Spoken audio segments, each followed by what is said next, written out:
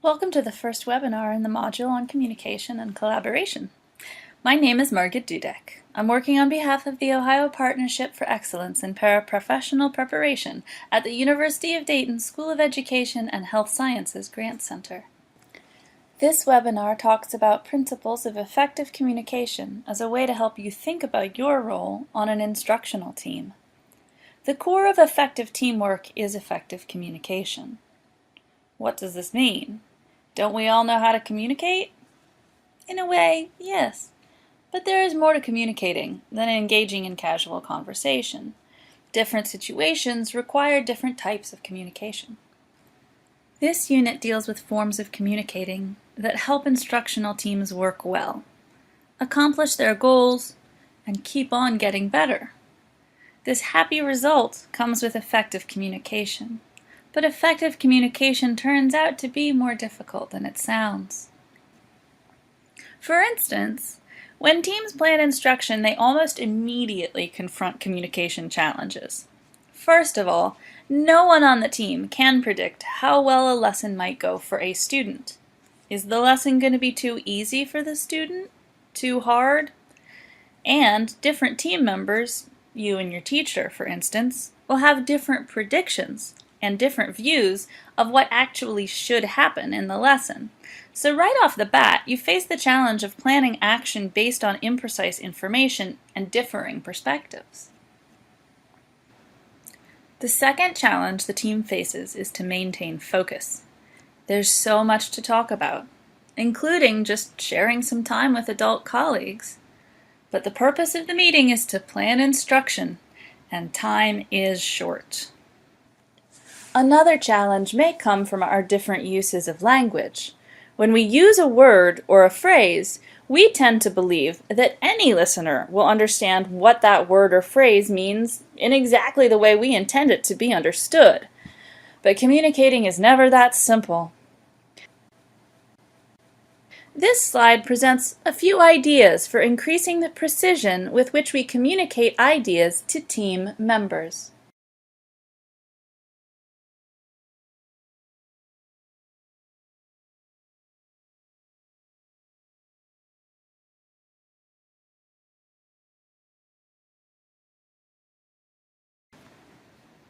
These and other communication challenges mean that team members must learn to communicate well if they're to make wise decisions about how to instruct a student, handle a difficult behavior issue, share information with a parent, consult the principal about a policy, or accomplish whatever else they need to accomplish.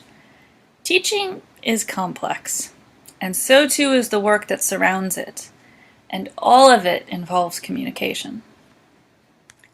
So every team has to learn to communicate well in order to function. In addition, circumstances and conditions are always changing. For example, when team membership changes, the communication has to change too. Sometimes a little, sometimes a lot. Communication is an ongoing social process. It doesn't just get good and stay that way. It has to keep working to be good enough. In the best of circumstances, it keeps on getting better. Effective communication on teams is hard work. So let's take a look at some things that can make ordinary communication better. Strategies that can turn ordinary communication into effective communication in the context of working as a team. Here it all is in one short list. The next slides in the webinar will consider each point separately. Beware of your assumptions and be ready to change your mind. Listen more than talk. Listen carefully in order to help the team understand issues. Think before speaking. Prepare well by trying to make objective observations. Effective communication is difficult. Confront the difficulties with the team in mind.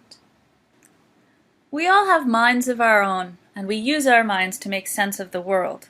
But we do so in ways that differ from individual to individual and from group to group. We then use the sense we make of the world to create messages we share with others. But our messages may not be understood in exactly the way we intend if our listeners don't share our assumptions. For example, if we think eating sweets is a good thing, but our colleague thinks it's a bad thing, we might interpret the following statement about the principal in quite different ways. He's going to bring donuts to the lounge every Friday. From our vantage, that's a good thing, a treat for the staff. From our colleague's vantage, it's yet another example of the principal foisting his way of doing things on the whole staff. It's typical for many of us to think that what we think is right, but this very common attitude gets in the way of communicating well. As this example shows, our assumptions lead us to think that what we believe is right, but this attitude gets in the way of communicating. We're not always right, and in a team, sharing outlooks is part of problem solving. The sum of different views is what counts. This means that you must try hard to give equal weight to the opinions of others on the team. You'll learn something, and more importantly, so will the team. Sure, it is important to explain one's outlook, but it can be important not to share it prematurely. This is a difficult lesson for some of us. So communication isn't just talk. More often, it's listening. Communication is an interchange. For that interchange to do any good, all those involved need to have a turn at explaining how they see things. In addition, the team needs to talk about the differences in outlooks that surface during the interchange. It sounds simple, but it's not. And it involves a lot of careful listening, often called active listening. Effective communication requires a lot of careful listening. The slide provides some ideas that enable talking and listening to be done carefully.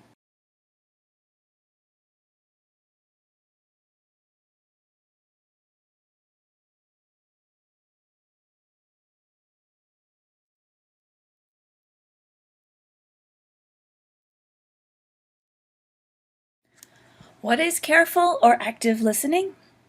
Careful listening involves thinking while listening, comparing, contrasting, puzzling out the problems that make up the issue being discussed. Your thinking about what the speaker is saying allows you to frame good questions to ask the speaker, questions that help both you and the team get a better understanding of what the speaker is thinking. That is, your good questions will help the speaker explain his or her perspective more clearly to the team. As it turns out, good communication is more about learning from others what they think than about trying to teach others what you think. Thinking before speaking is a key part of communicating with members of a team. As a team member, your role is not primarily to explain your own assumptions, or even to explain what you believe you've observed. Instead, your primary role is to understand and to help the team understand what it is dealing with. You are always seeking to help bring out the perspectives of everyone on the team as a way to help the team identify what they share or agree upon. Then, at the same time you're doing all this, that is, being willing to change your initial outlook, listening carefully, and thinking before you speak, you also need to give yourself room to observe interactions carefully. Effective communication, it turns out, depends a lot on everyone's observation of what's going on. As an example of how important observations are to communication, consider this. Some studies show that body language and tone of voice communicate more than words. When the words and the body language, or tone of voice, line up, there's no problem. But when the body language and the words communicate different messages, we tend to believe the body language and discount the words. Good communication involves understanding the words in combination with what we think is really going on, what we observe. That's why the practice of good communication benefits from our ability to watch what's going on carefully and to wait before jumping in. The watching and waiting is part of what we need to do in order to be as objective as possible. And being as objective as possible helps us communicate because it keeps our thinking from becoming dominated and possibly clouded by our own prior assumptions.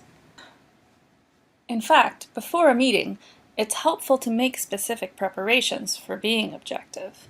For example, before the meeting, we can think about how an issue relates to what students and adults have actually said and done. Sure, we might have reactions to what they've said and done, but our reactions don't really have much to do with the issue. If we're able to describe events or behaviors, rather than our reactions to those events or behaviors, then we're getting close to communicating what the problem is to the other people on the team. It's important to remember that even though communication is most often talk, something we do all the time, all talk is not effective. Effective communication produces desired results, such as agreed-upon solutions to problems, and builds the capacity for future teamwork. That is, an effective instance of team communication makes it more likely that the next opportunity for team communication will also be effective. This is how effective communication builds an effective team. Also, communication doesn't just get good and stay that way. It always requires more work. And that work creates in team members, and over time, habits of carefulness, respect, trusting, and trustworthiness, and effective performance. The core of effective teamwork is effective communication. If a team is not working on its communication, it's not working. You're part of that picture. These points are so important, and they can be difficult for some teams to put into practice. So here they are again. 1. Beware of your assumptions and be ready to change your mind. 2. Listen more than talk. 3. Listen carefully in order to help the team understand issues. 4. Think before speaking. 5. Prepare well by trying to make objective observations. And 6. Effective communication is difficult. Confront the difficulties with the team in mind.